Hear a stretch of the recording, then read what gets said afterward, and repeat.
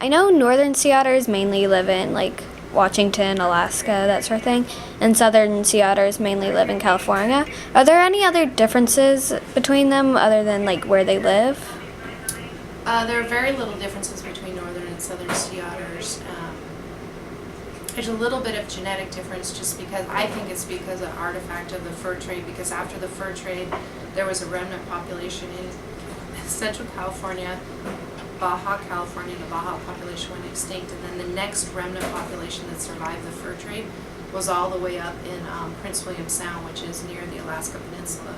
So 5,000-mile difference or something between those two. So they've been isolated genetically for the last 120, maybe even longer years.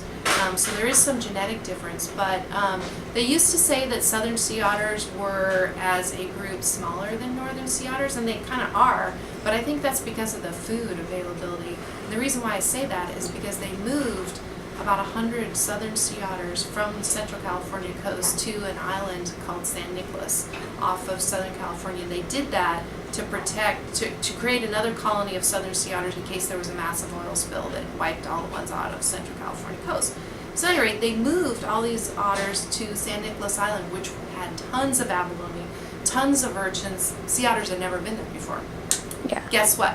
How big those otters are. They're southern sea otters, and they are every bit as big as a northern or Alaskan sea otter. So I think, again, it's not that southern sea otters are really that different from the northern sea otters. It's just when they're growing, if you have plenty of groceries when you're a growing sea otter and food is not a limitation, you're going to be a big otter. Yeah. So that's what the northern sea otters generally have more food availability because they live in areas where there's very little competition with people for shellfish, for their food. Also, there's just, it's a larger, kind of more wild area than off the California coast. So they used to also say that southern sea otters didn't haul out on land and northern sea otters did. Well, you know what? Again, it's because of that people factor. They're not going to haul out when there's a bunch of people on the beach. Yeah.